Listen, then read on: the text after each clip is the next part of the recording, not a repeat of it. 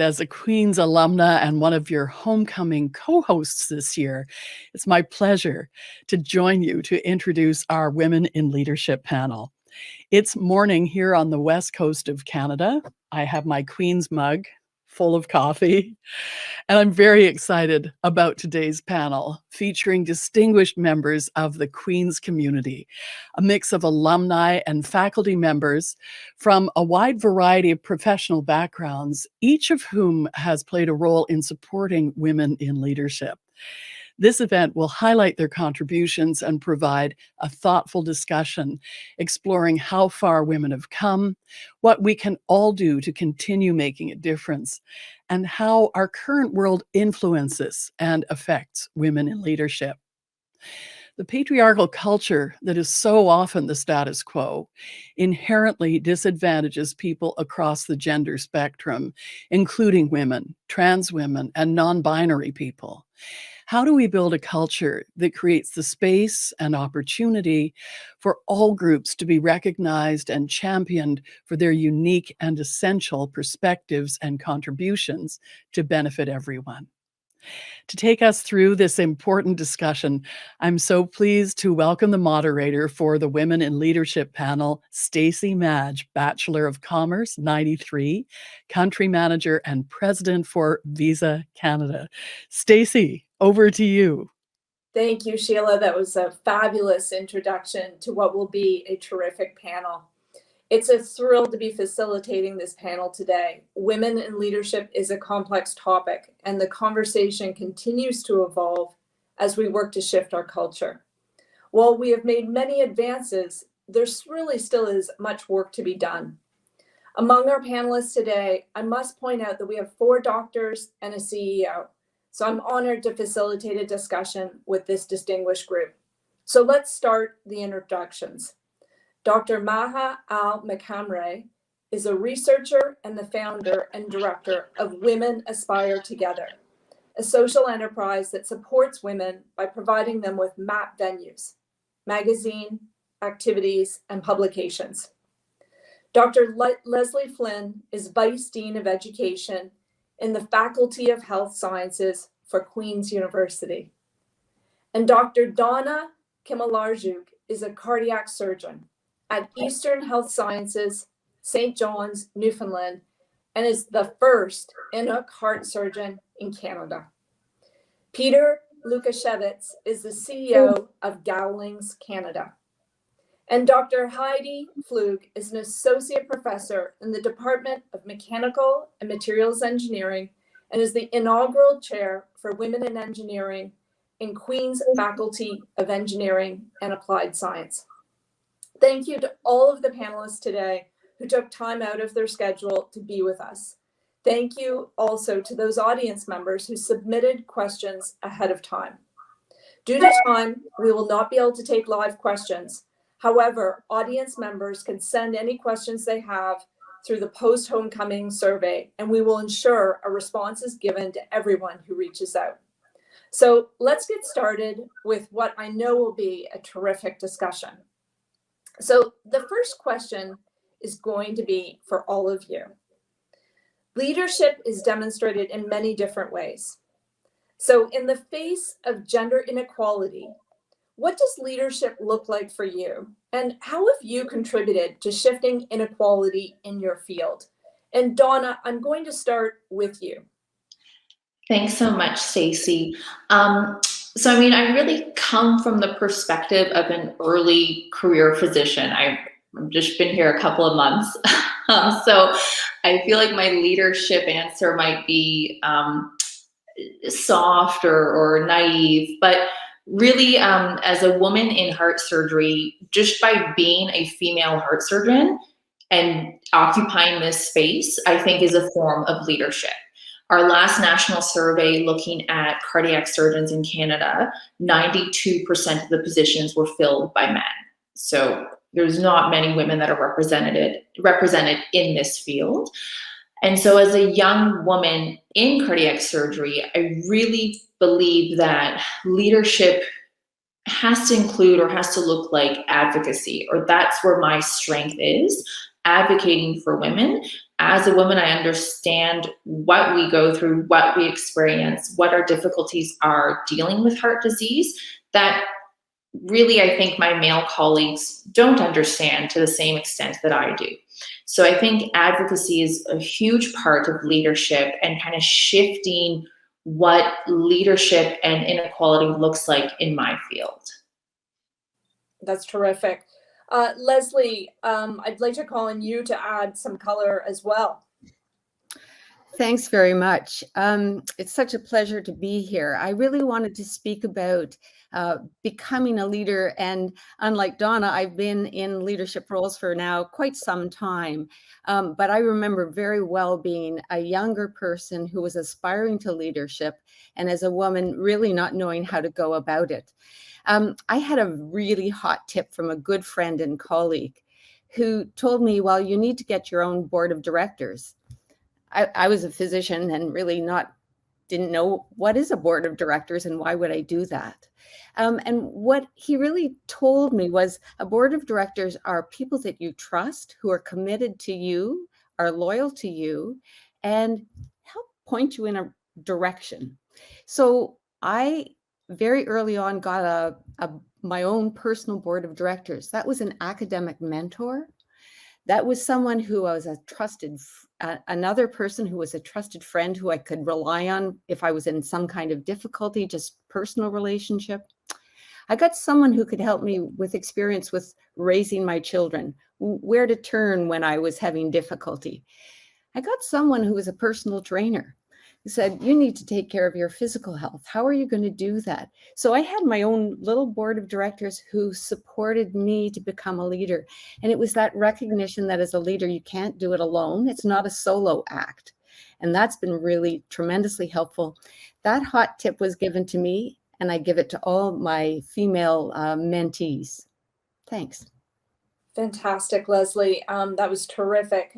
Peter, do you want to talk a little bit about your experience, particularly in terms of making changes on the executive team and what changes you've made there? Sure. Thank you, Stacy. And first of all, thank you to Queens for inviting me to join this panel. And we had a discussion last week, and I remain in awe of my fellow panelists. And even this morning, as I got on, wondered, what am I doing on this panel? So unlike Donna, who's at the beginning of what is going to be a fantastic career, and Donna, by the way, I'm a board member of Inspire, an organization that you're familiar with. I'm at the sort of tail end, if you like, ending my term as CEO at the end of the year. So we're in different places. And what leadership looks like in the milieu I come from, which is a large international professional services law firm, is ensuring that there is diversity, and particular gender diversity, across our business. And I'll talk a bit more about that later when we get into some of the other questions. But we are traditionally law firms, and most professional services firms start with gender equality in the very early days of individuals' careers. And then as you move through, we lose far too many women.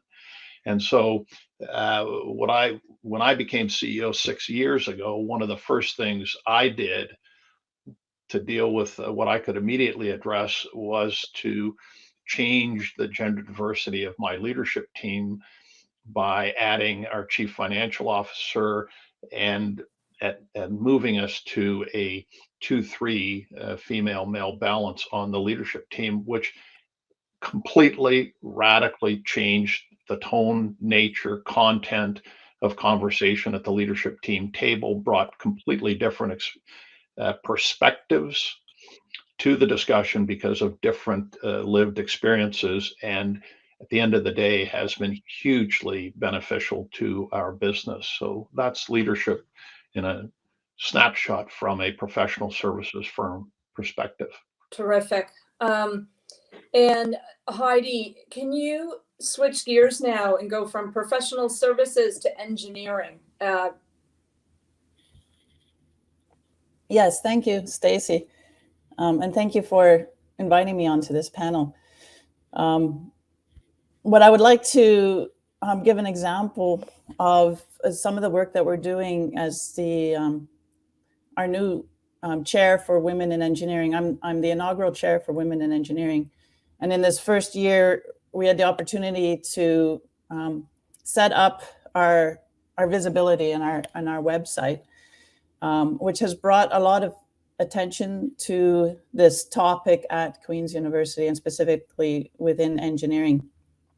And one of the things we've been working on right away from the beginning is trying to shift the image of what an engineer looks like. So people have a picture in their mind when we say engineer. If you do a Google image search on engineer, you'll see a lot of people in hard hats, and a lot of those people are men. And that's really not what our profession is. Our profession is very diverse in terms of what we do, and also in the people that do engineering. And so one of the things we're doing to try to change the image of engineering is our initiative called Women in Action, which is on our webpage. So you can help us out with this initiative. We're trying to collect images of women in engineering doing what they do, their engineering jobs, so that we can try to shift this image of an engineer as a person, and specifically not just men in hard hats. So we took an inventory of the web pages, for instance, in Queen's Engineering. So we looked at all our department web pages and found we weren't necessarily doing well in this area as well. And so we're hoping through this initiative, we can change the image of what an engineer looks like on our Queen's Engineering web pages, but we also hope to make a broader impact. And I would really like to invite you to contribute your images to show us all the diverse things that engineers do and the diverse people that do engineering. Great, Heidi. Very, very informative. So Maha, do you want to finish us off by talking about your research on leadership? Yeah, of course. Thank you, Stacy, and hello, everyone, and thank you for having me today. And Sheila, I also have my Queen's marks here. Okay, so 25 years ago, just 25 years ago, before 1995, all the leadership knowledge and wisdom were coming mainly from masculine perspectives.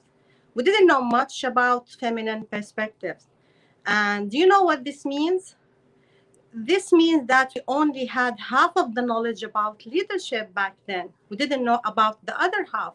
So there was a big gender gap here in leadership, which encouraged and led two women, Helen Reagan and Gwen Brooks, to write a book about leadership. Their aim was to examine the special qualities that women bring to their workplace and to their leadership roles. They found that these qualities are mainly relational, and they called it relational leadership. One of the important things they highlighted in their book is that since all the leadership knowledge, wisdom theories that we've been studying and practicing for years and years, and we're coming mainly from men, only men, but were accessible to both men and women, then also relational leadership should be accessible to both men and women. And they were absolutely right. And this is what I did in my PhD dissertation. I examined and explored relational leadership with both men and women in doctoral supervision. To give you a sense of relational leadership, so relational leadership is about trust, understanding, empathy, compassion, and all of these qualities that we women have them by nature. And some men can have these qualities as well, or they can acquire them. So what I found in my research is that relational leadership is a positive approach that can help people maintain their wellness and enhance their performance. So my framework can be viewed as a spectrum that ranges from a highly relational, positive leader on one side to non-relational and toxic leaders on the other. The core of the spectrum is student orientation or people orientation. So Stacy, as a leader, the more people oriented you are, the more the approach you demonstrate is relational, and the happier and more satisfied your people are. The opposite is also true. The less people oriented you are, the less the approach you demonstrate is relational, and of course, the less happy and satisfied your people are. So yeah, there was a big gender gap in leadership, but we can see now more and more studies and on leadership, and more and more movements towards closing this gap, which is amazing. Maybe slowly, but surely. Thank you. Great. You know, and during COVID, those companies that tended to focus on caring for their people tended to outperform those that focused on continuing to just get the job done, which is a testimony of what you're saying. Just to close this question, I want to come back to what Donna said at the very beginning, which was by being in the role she's in, she's actually establishing the advocacy by being a leader in her field. And it's so important for our new people that are coming into our different organizations, and for our sons and our daughters to be able to look up and see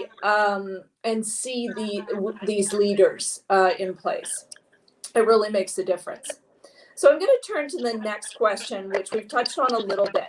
How do we celebrate and navigate the innate differences between the masculine and the feminine perspectives in leadership? And Leslie, I'm going to start with you if you don't mind.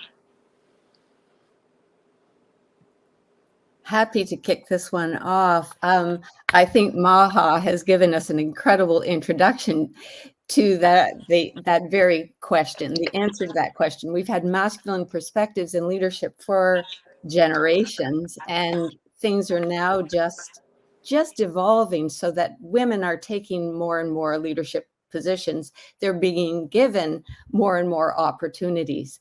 I didn't say before that I'm a practicing physician, and I'm actually a psychiatrist. So I know a lot about development, and we know how do the leaders get masculine perspective? How has that happened? It's because of the development. You know, and I think everyone in the audience probably is well aware that we raise our sons and daughters differently. And so there may be different expectations. We're countering that now, as Maha is one of the leaders, which is so fabulous. We're countering it now.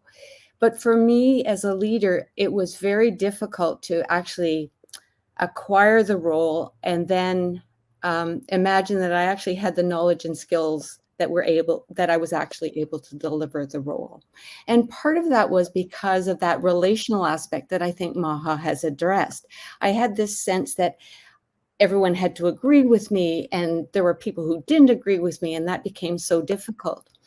It was really after reading the 2005 book, Team of Rivals, the biography about Abraham Lincoln, that really helped me recognize that you need actually opposing views. You need to surround yourself with people who feel confident and comfortable enough to give you challenging, conflicting views so that you're prepared to do your job. That was something that was difficult for me to learn. It's nicer when people are agreeing with you, but that's not what a leader needs. A leader needs to know all of the views and be prepared to address them. So for me, it was really helpful to recognize there are going to be different perspectives, not only welcome them, but accept them as an important part of becoming and being a leader. Thanks. Absolutely. Thank you. Peter, can I call on you to comment on this question as well? Sure, Stacy. And I'm going to speak principally about navigating the differences and just use an example from my firm. So when I became the CEO, one of the challenges I set for my partners was to increase the number of women partners. And we had tried over the years unsuccessfully. And so I said two things. We need to get some expert help and we need to be prepared to think out of the box. And we did that over a period of time. And if you like, surprisingly, the answer was quite simple. It was honestly staring us in the face.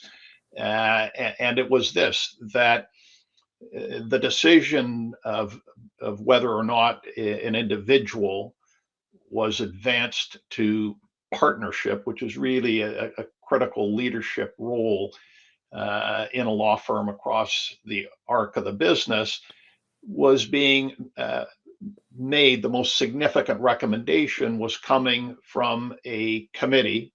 All things in law firms are done by committees, by a committee that, hey, guess what? Not surprisingly, dominated by men.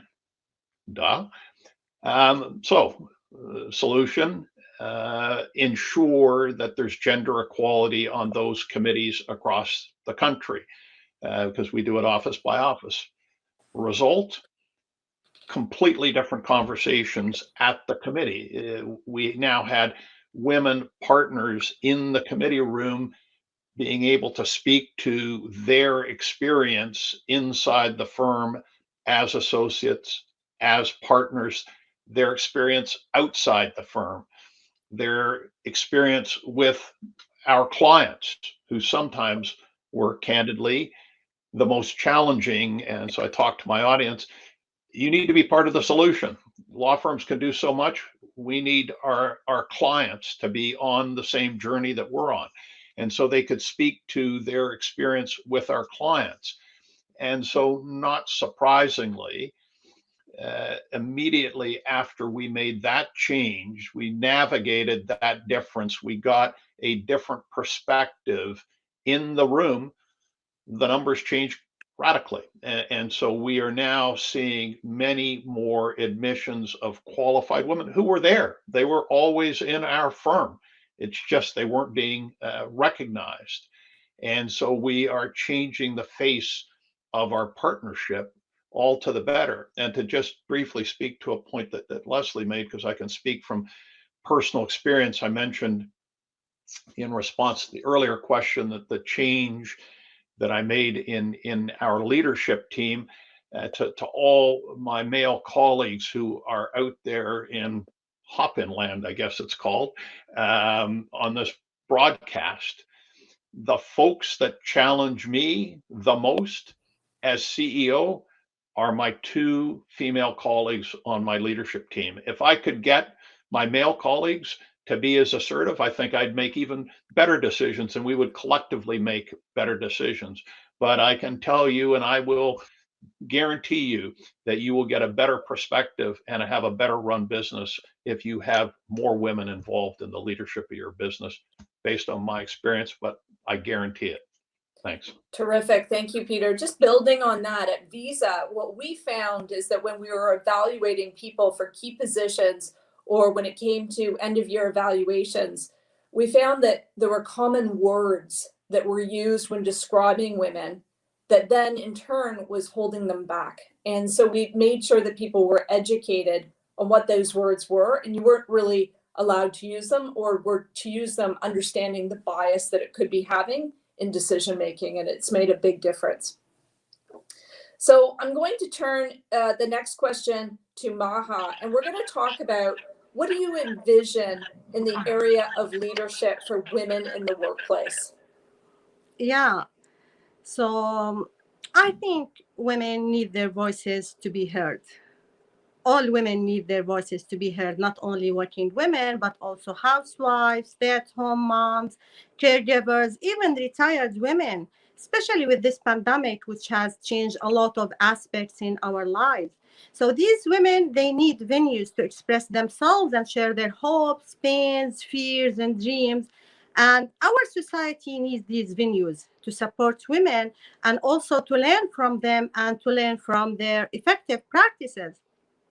We need, Stacy, we need more and more optimistic vibes and positive mindsets in our organizations and in our society. And we need more of to spread happiness, positivity, empathy, compassion, and all of these beautiful values that can make us stronger, especially in these stressful times. We need to celebrate nature. We need to take care of nature for our children and our grandchildren. And we need these values. We need them now more than ever. So for all of these reasons, I established Women Aspire Together, which is an extension of my doctoral study. And I also think that all roles that women play in our society have something to teach us about leadership. For example, I would give you one example. Women professors who are mothers, they have a lot to share about their motherhood practices and how these practices shape their leadership style. But we don't have enough venues or events to talk about these topics. So we need to create more and more events just like this one, and more venues for women to express themselves and talk about these topics. We don't have these conversations. I will give you another example, maternity leave. Take a moment, everyone, and think about it. How do you see it? Yes, I think most of us would see maternity leave as stepping away from work. We don't realize that these mothers in their maternity leave are learning and developing and enhancing a lot of transferable skills while in their maternity leave. For example, resilience. Resilience is a key skill in leadership, which is enforced and enhanced during that time. Patience, time management, and all of these skills that these mothers develop during their maternity leave. But as I said, we need more venues and we need more events to talk about these topics. Maybe we need some kind of motherhood conversations in our universities. This is the best way I can frame it. We really need some motherhood conversations so that we can learn from working mothers and we can support them and learn about their challenges. Maybe we need to transform our departments and make them more motherhood oriented. Just an idea to think about. And if you ask me, what a motherhood-oriented department looks like, I would say, ask every mother in your department, how can we help you? How can we support you as a working mother? How can we support you so that you can continue supporting your family and your children and also continue succeeding and excelling in our departments? But of course, this is a sensitive topic. So before asking these kinds of questions, you need to make sure that the culture is healthy and positive so that these women can express themselves freely and they can talk about their challenges so that we can support them. One of the challenges, for example, in academia is work-life balance. A lot of challenges around this piece, not only with women, but also with men. In my study, I found that professors and students alike, they managed to develop some coping strategies to help them with this issue, such as running, walking, getting enough sleep, eating healthy, connecting with people, with friends and family, and all of these, positive strategies. And this is amazing. But I still do believe that we need more conversations around these pieces so that we can continue supporting women and men in our institutions in general. I think those are terrific insights. And as a mother of three, I know that I would have really appreciated that throughout my career. And I'm really inspired. I wish that I'd met Leslie much earlier and adopted her board of directors approach. I think many of us could have benefited from that. Yes. If you allow me, I remember one of my first experiences getting feedback from a very senior partner at a firm I was working for. And she also had three kids. And she told me, look, sometimes you're going to have to leave early and pick up your kids or do something. Never say it. Say you have a meeting. And so for years and years and years of my career, I said, oh, I have an important meeting at that time. Oh, I have a conflict. But you would never say what it was for. And so I think that's a really, really great suggestion, Maha. Thank you for that. Thank you, Stacey. Can we stay on the topic of work-life balance? Because I know that this is a really passionate area for so many people. And it's a particular challenge for women in leadership positions. So what role has COVID played in this area more recently? And has it pushed the conversation? And Leslie, if you don't mind, I'll turn to you. Sure, happy to start with that question, Stacy.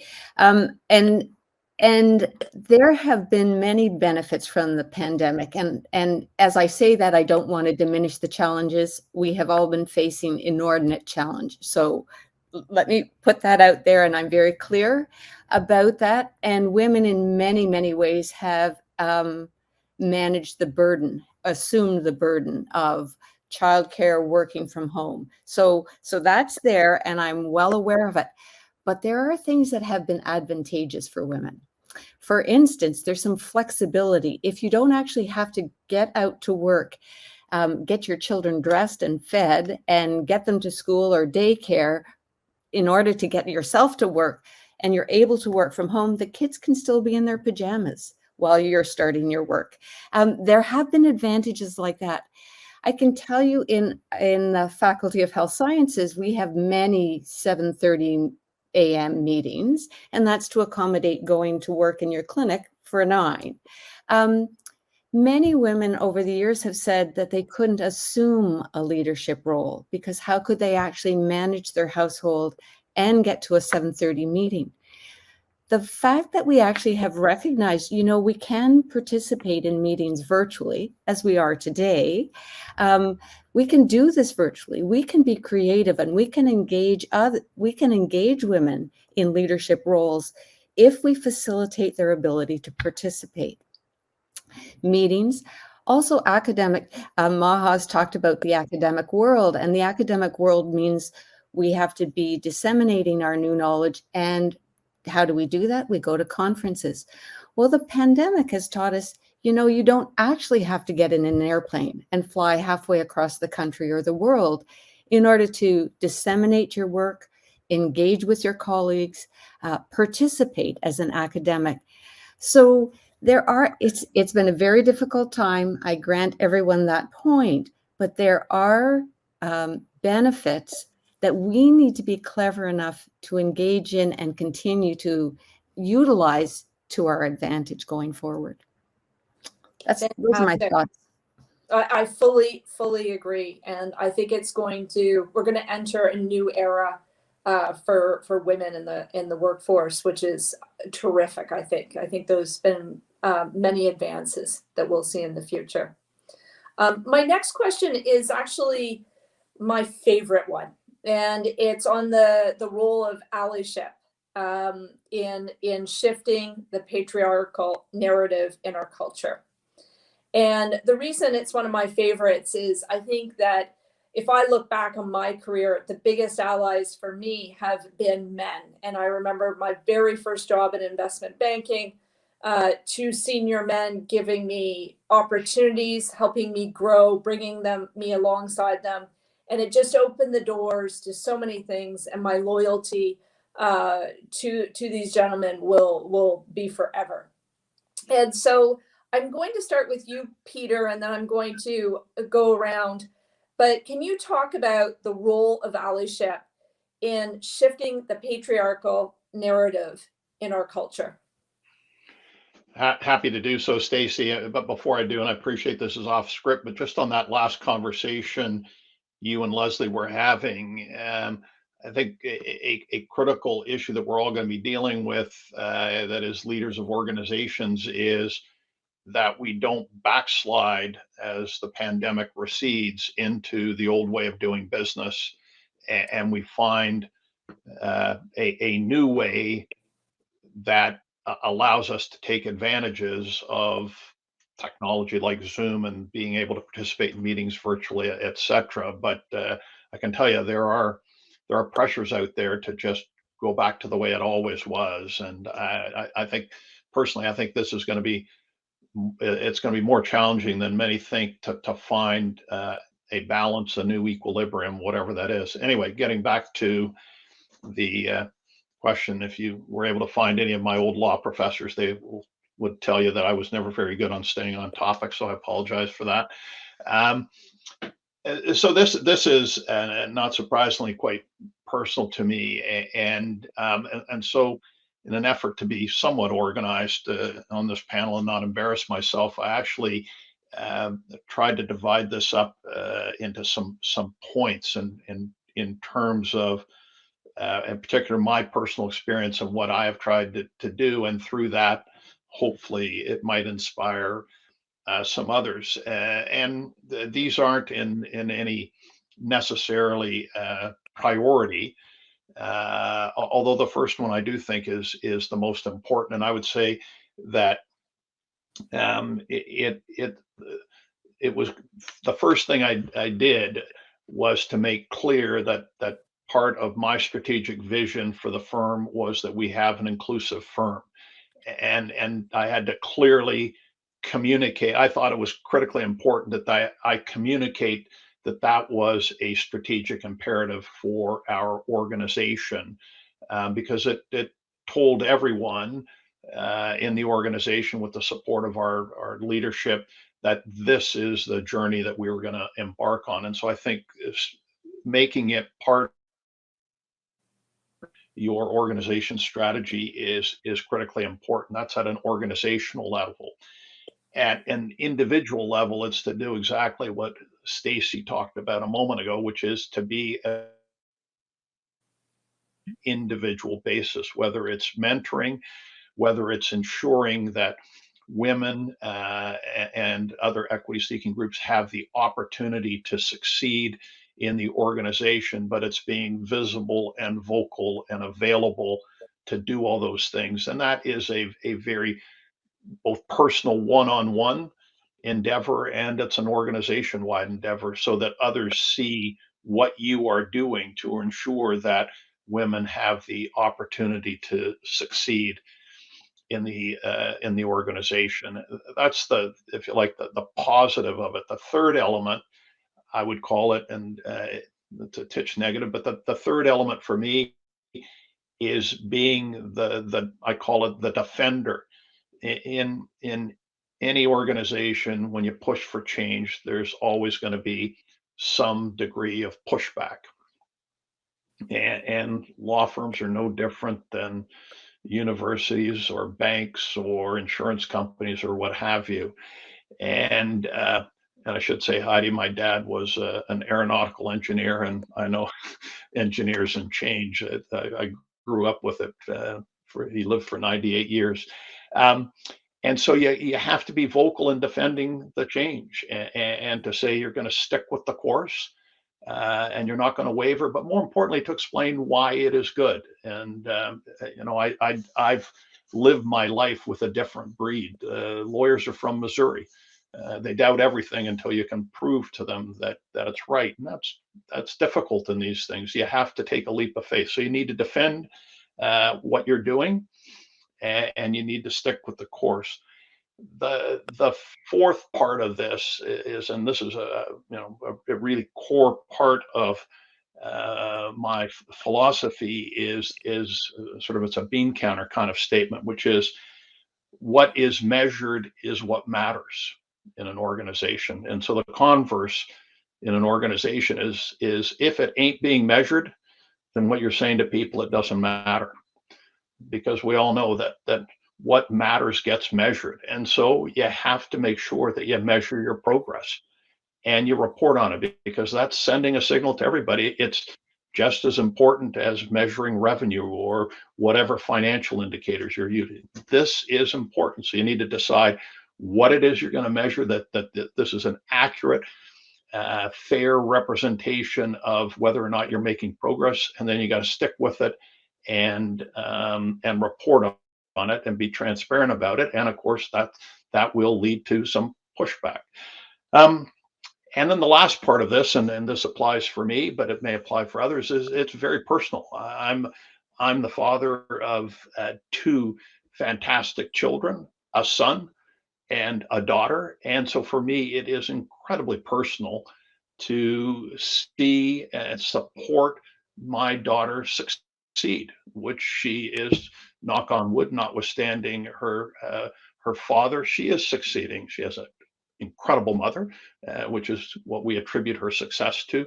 But it's very personal, is to ensure that she takes her rightful place in the world, which is to run it at some point. Hope that helps. That's fantastic, Peter. Fantastic. Donna, I'm going to turn it to you to talk about women mentoring others. Yes, thanks. So I just wanted to quickly add in that I too can completely relate to your story of having, older men in your life or in your professional life who really have been huge advocates, mentors, and have really opened a lot of doors, because it was the same for me. Being trained only by men in all my training, all 7 years of my training, those couple of them who really believed in me and really believed in raising women up and giving them the platform that they need and deserve, and advocating for them to be in positions of leadership has been huge.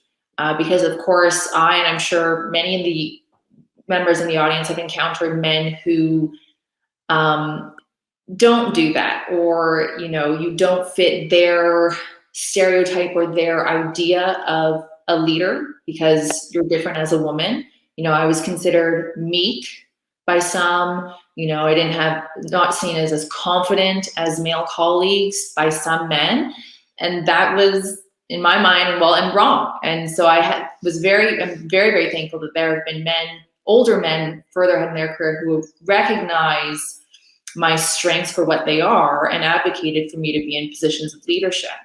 And so now, mentorship, I think, is really, it's really important in medicine, and definitely in cardiac surgery. As I talk with young women, often in university or medical school, and unfortunately the narrative is still being pushed by a lot of doctors that you can't be a woman in surgery and have a family, or you can't have a successful practice at, prestigious center and have a family, or you can't have a marriage, or something's got to give. And it's really unfortunate because that's not the truth. And so I've been very fortunate and happy to speak and meet many young women interested often in medicine, and talk with them about what a career in medicine could look like. Reassure them that you can be a woman in surgery, and provide that kind of mentorship or guidance that I certainly did not have when I was at their stage.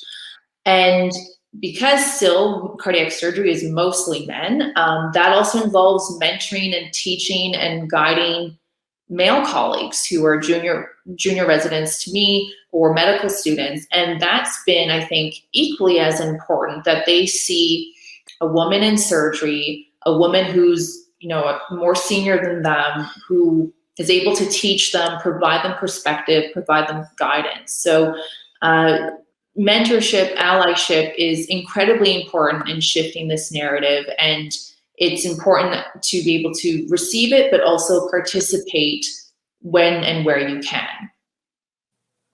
Yeah, terrific. Heidi, do you want to talk about young men taking courses on gender in engineering? Yes, I would really like to share this experience, because it might be a nice example of what's coming. So I too have the same examples, like what Peter was talking about. My father was an engineer and was my first ally, and gave me that confidence and idea that I could study engineering. And here at Queen's, we have now this chair for women in engineering, and that's because of alumni allies that supported it, and the dean and the department heads and my colleagues.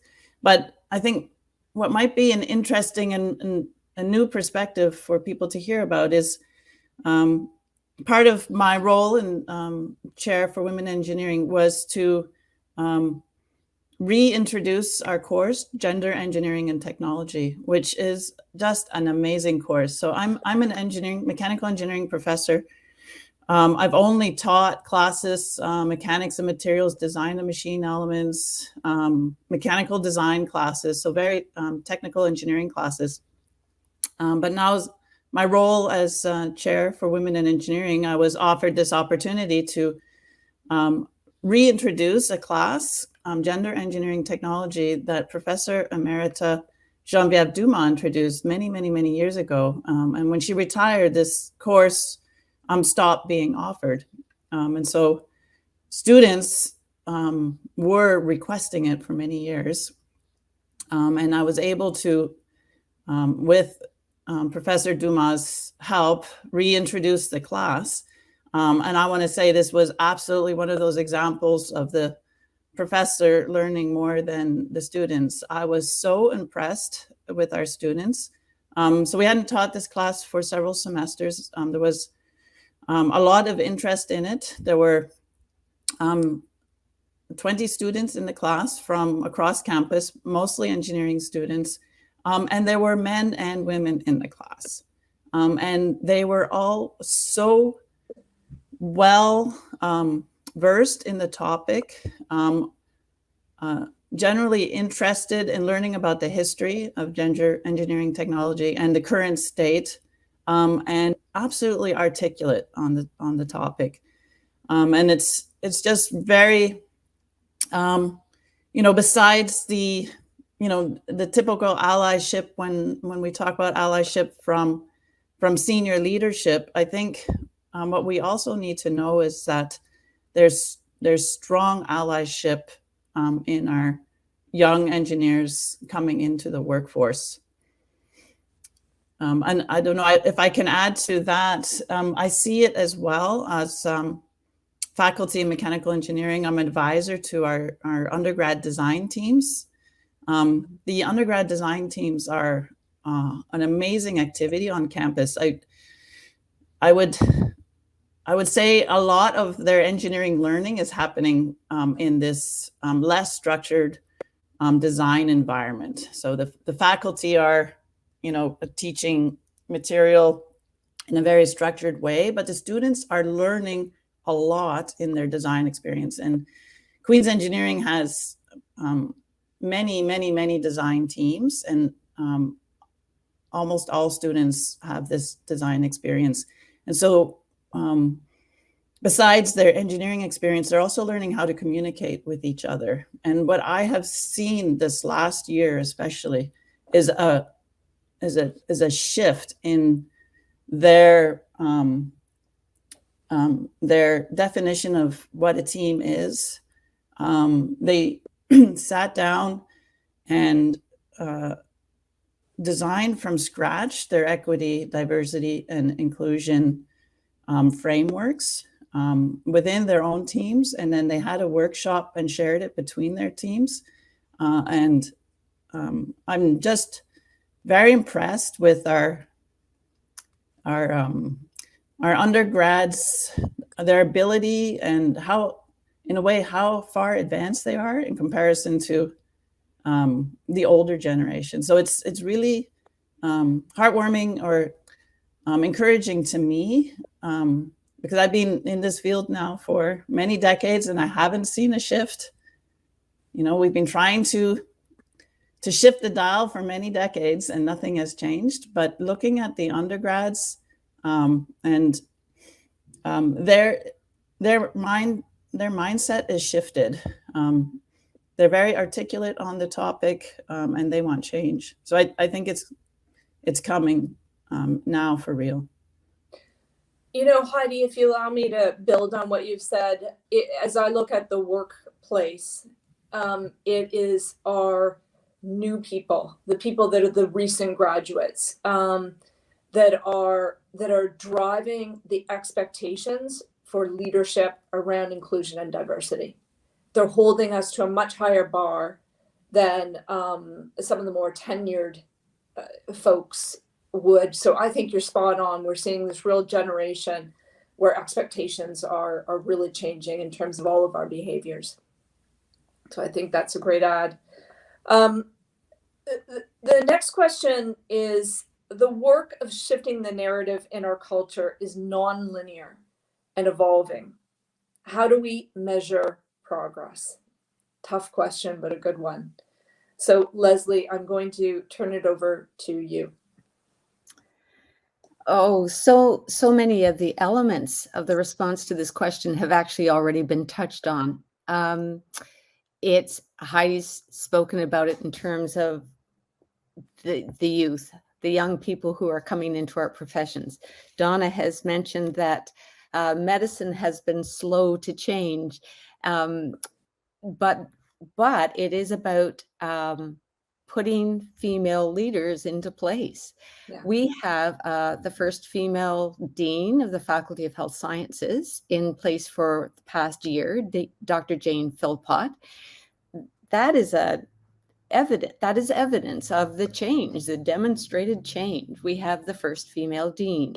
And then how do we change that culture? And Donna has addressed medicine's a bit slow off the mark in terms of changing, but a new leader brings a new vision and a new lens. And in terms of changing the culture, one of the things she expressed from the beginning, which is what Peter said you need to do, you need to build it into your strategic plan.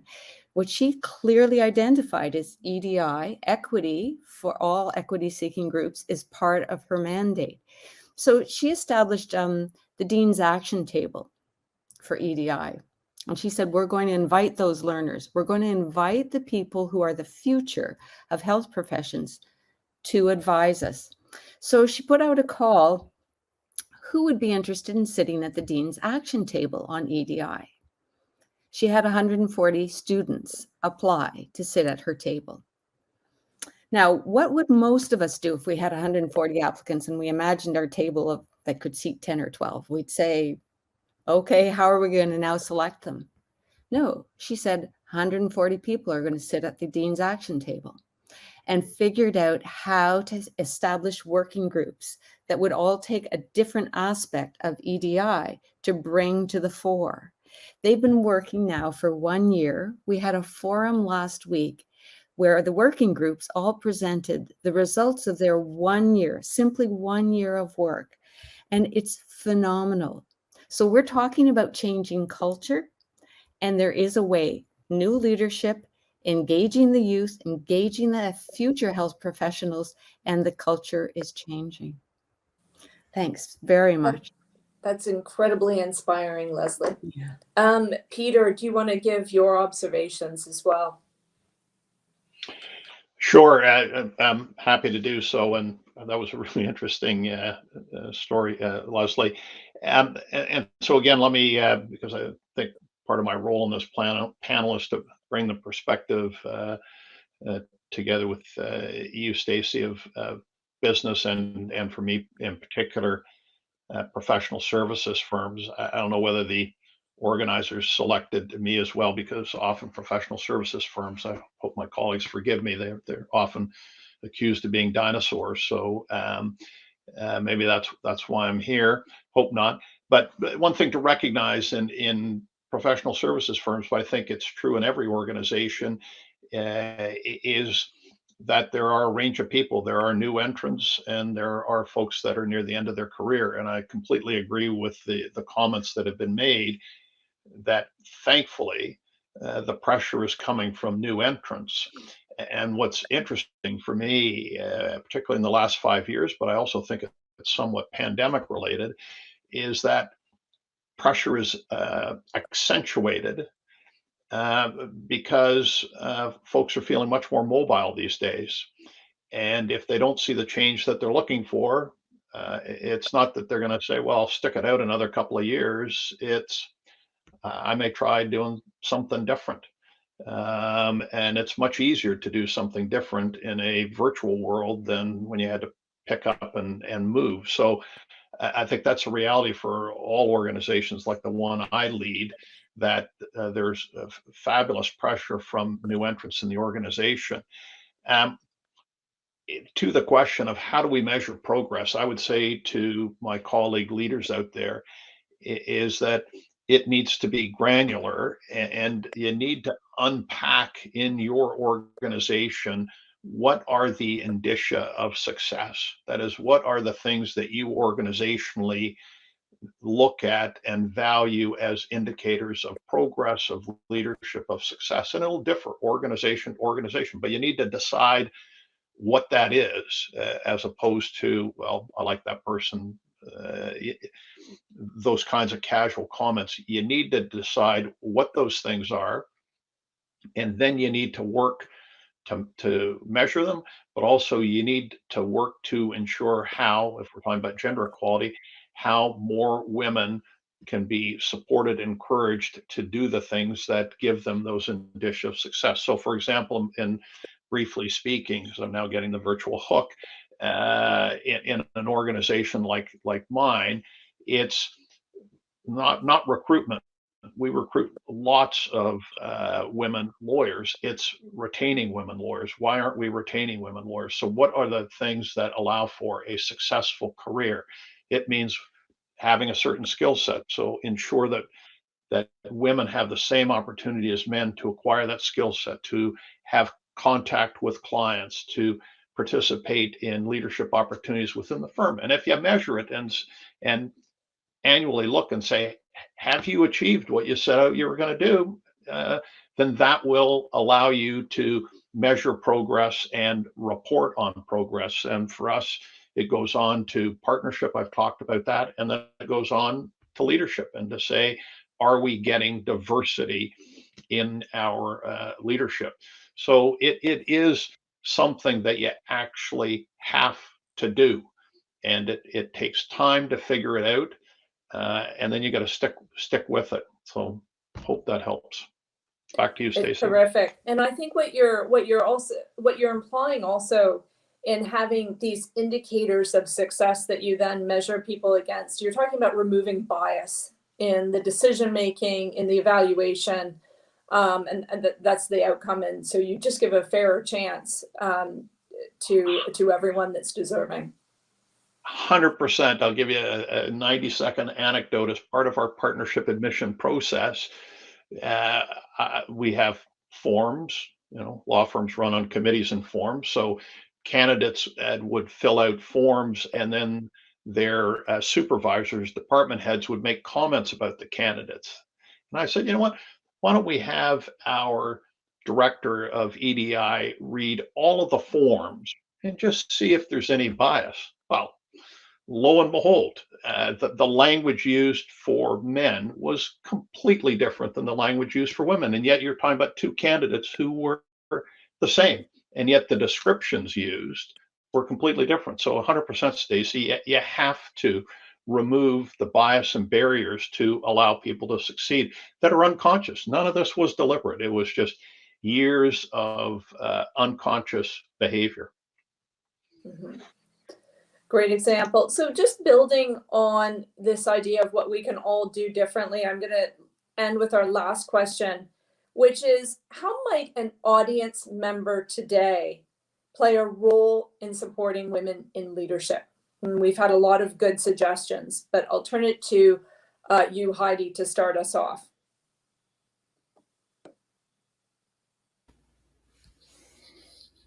So the example of the chair for women in engineering has already been set now. So Queen's is the first engineering program to have this chair for women in engineering.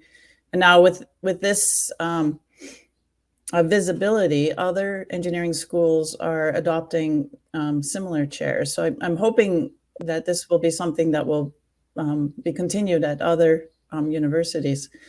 But the advantage we have now that we have the Queen's, our own chair for women in engineering, is you can help us through supporting this chair. So for example, this initiative is one easy thing for the Women in Action. If you have photos, you can upload them to our database, and these photos then will be available for people to include on their web pages to increase the visibility of women and diverse engineering professions.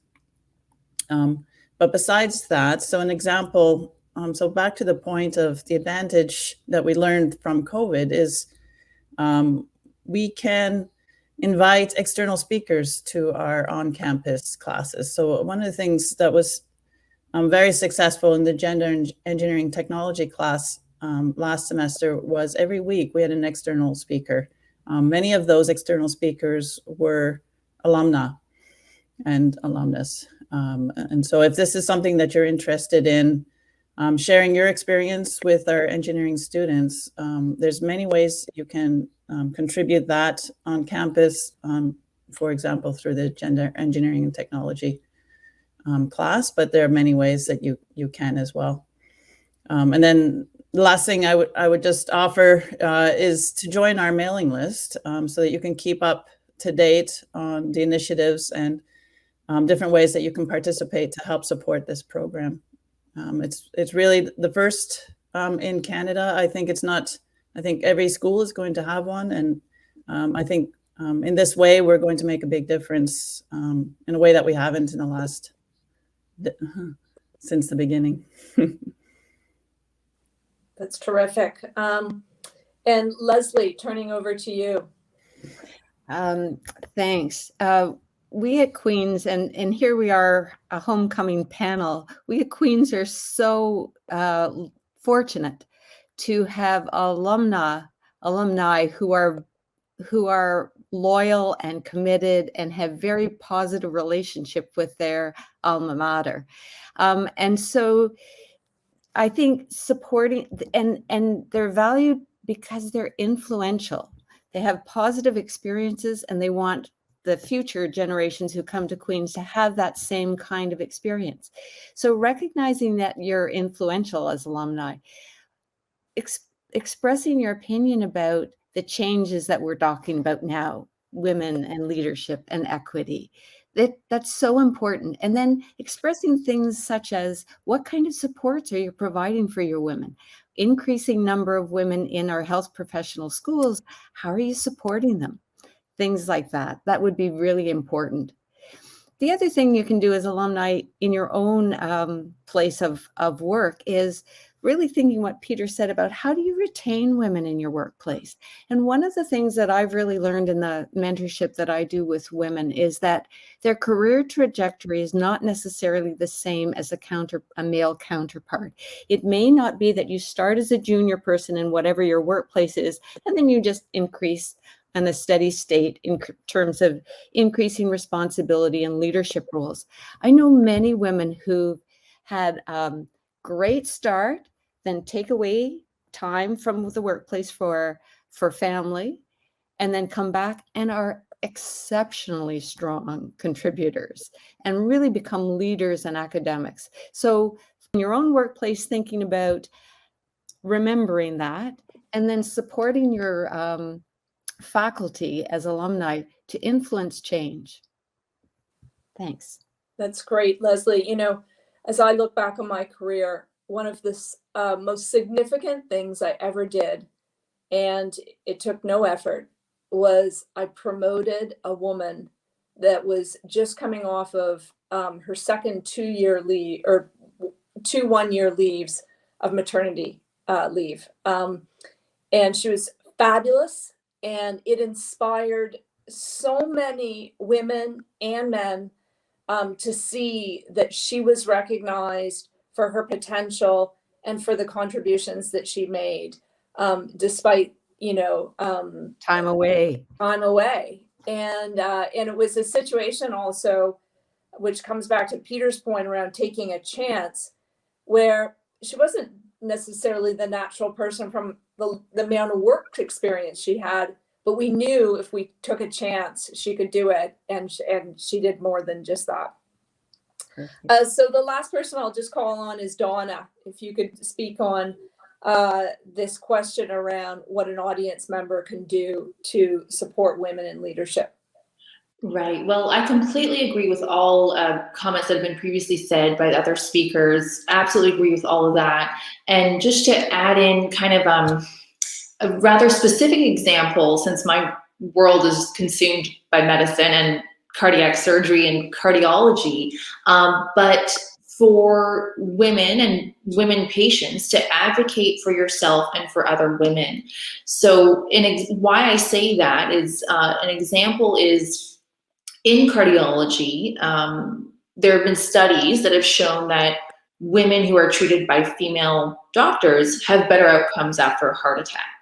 And that, you know, women are often, I don't want to say dismissed, but their symptoms of a heart attack are attributed to something else. And so their outcomes are not as good often because they're diagnosed at a later stage of disease. In cardiac surgery, for example, women who have bypass surgery, we know tend to have worse outcomes compared to men.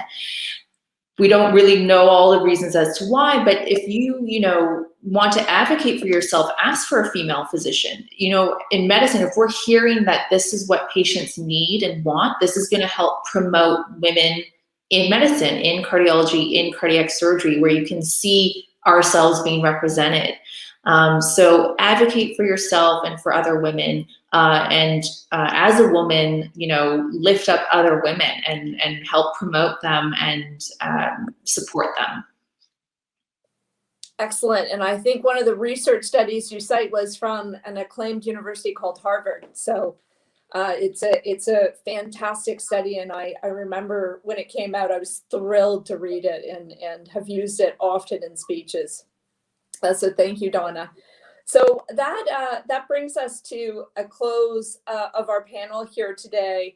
And before I turn it over to Sheila, I'll just say a few marks in summary. Firstly, I'd like to thank all of our panelists. I think the discussion here today was fabulous. And I know that I personally, as a leader of a business, have benefited tremendously and will take a lot away from the ideas that came out of today. But I'm quite confident that many in our audience will also do so. And I wish that we could turn back time and I could have heard you all speak when I was a new graduate from Queen's University, because I certainly would have benefited from your wisdom. Just a few things to summarize the great ideas that came out. This point around allyship and being an advocate for yourself and bringing forward people and taking a chance on people. The second is one that Maha brought up, which is having a voice. And this is really, really important. And it's twofold, two ideas here. One is making sure that in the boardroom, in the meeting room, in the classroom, that all the voices are being heard, not just one set of people or one gender over another.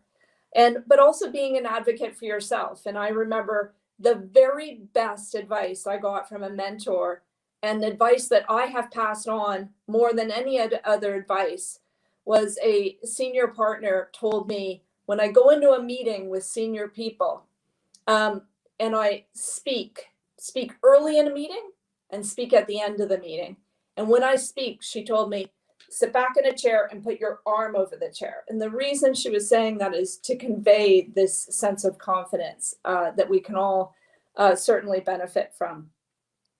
And then last 2 points are, you know, our people are now expecting that we will be advocates of inclusion and diversity and gender equality. And they're holding us to a higher bar, and we're all going to be better in our business, in our universities, in our institutions, and in our country if we act on what our this new generation of talent is telling us.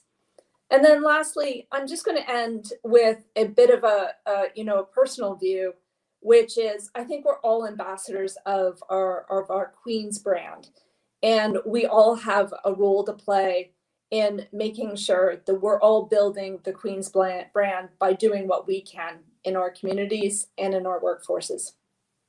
So thank you. Without further ado, I will turn it over to Sheila.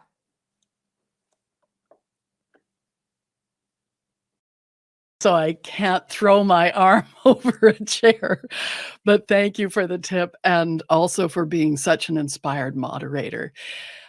Deep thanks and gratitude to Maha, Leslie, Donna, Peter, and Heidi. It was a wonderful conversation. So exciting for us to see how the Queen's community is making this enormous impact on women in leadership. I think we've come away with great practical ideas, and we've come away with ways to change our thinking too. And if I were to sum it up, I just have a few words that start with R: recognition, representation, respect, reimagine relationships. And my next R word is recording, because a recording of this event is going to be available after homecoming, so watch for the link. My name's Sheila Rogers. I hope you'll join us tomorrow. I start my co-hosting duties at 10 a.m. Eastern Standard Time with Rico Garcia, who's the president of the Queen's Alumni Association. So I'll see you then. Thank you for watching.